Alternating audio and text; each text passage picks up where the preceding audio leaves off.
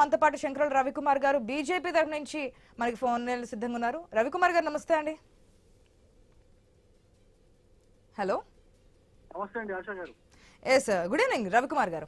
ఏం జరిగింది? సంఖ్యాబలం లేనప్పటికీ అక్కడ బీజేపీ థర్డ్ క్యాండిడేట్ ని నుంచోబెట్టినప్పుడే మనకు అర్థమవుతోంది ఇట్లా చేయడం తప్పు, అన్యాయం. మీనాక్షి నటరాజన్ నామినేషన్ తిరస్కారం చేయడం అని చెప్పి సీఎం దగ్గర నుంచి తెలంగాణకు సంబంధించిన నాయకులు అందరూ కూడా మాట్లాడుతున్నటువంటి వైనం కనిపిస్తోంది.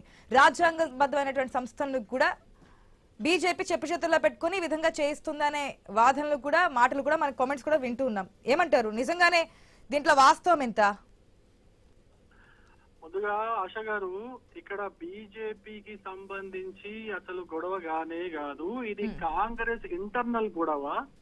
కాంగ్రెస్ ఇంటర్నల్ గొడవలో భాగంగా మీనాక్షి నటరాజన్ గారిని ఏ విధంగానైనా రాజ్యసభ మెంబర్ చేయొద్దు అనే ఒక కక్ష పూరితంగా వాళ్ళు వాళ్ళ గుంతలో వాళ్ళు తవ్వుకున్నారు. వాళ్ళు తవ్వుకుని ఆ గుంతలో వాళ్ళే పడ్డారు. మాకు ఎటువంటి సంబంధం లేదు.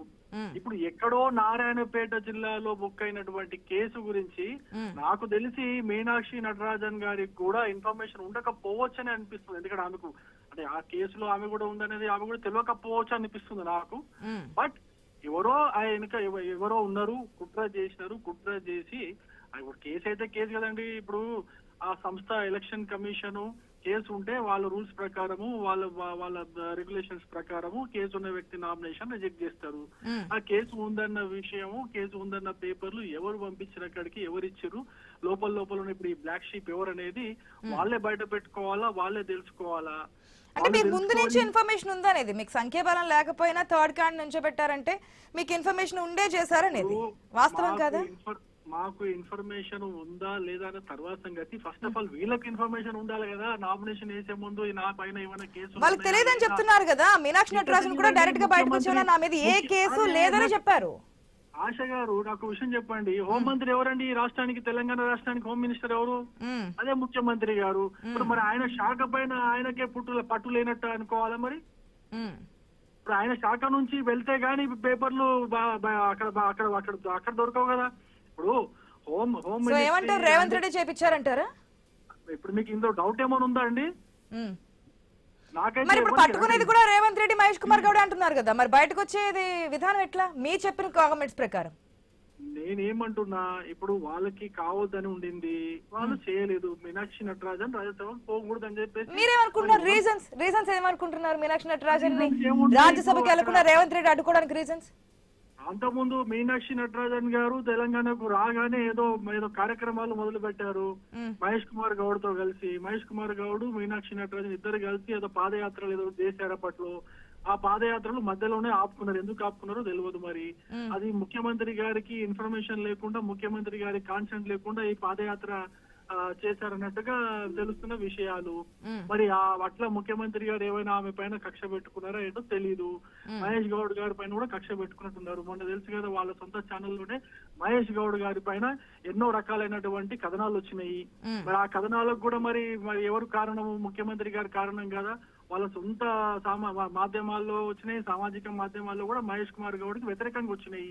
మీనాక్షి నటరాజన్ కి కూడా అదే వ్యతిరేకతతో చేసినారు. ఎందుకంటే పార్టీ ఆవిడ వచ్చినప్పుడే ఒకటే స్టేట్మెంట్ ఇచ్చింది ఆవిడ. మీనాక్షి నటరాజన్ ఇక్కడికి వచ్చిన తర్వాత పార్టీయే, ప్రభుత్వమే, పార్టీ కార్యక్రమాలు పార్టీ చేసుకుంటుంది. ఈ పార్టీ ప్రభుత్వం కాబట్టి ముఖ్యమంత్రి అయినా కూడా పార్టీ చెప్పింది వినాల్సిందే పార్టీ విషయాలకు వచ్చినప్పుడు మీనాక్షి నటరాజన్ గారు స్టేట్మెంట్ గురించి కూడా మాట్లాడింది. గ్రూపులు అట్లాంటివి ఏముంటో అంత పార్టీ చెప్పినట్టు వినాలన్నట్టుగా ఆవిడ రాగానే పెద్ద స్టేట్మెంట్ ఇచ్చింది. రాగానే ఏదో పెద్ద కార్యక్రమాలు తీసుకున్నది. దానికి ముఖ్యమంత్రి గారు అనుమతి లేనట్టున్నది. అనుమతి సమ్మతమా లేనట్టున్నది.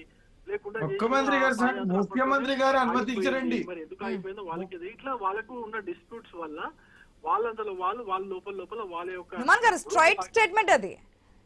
హోమ్ మినిస్ట్రీ సీఎం చేతిలో ఉంది కాబట్టి సీఎంఏ చేయించుంటారు అనేది నా మాట కాదు, రవికుమార్ గారు మాట. నేనేమంటున్నాను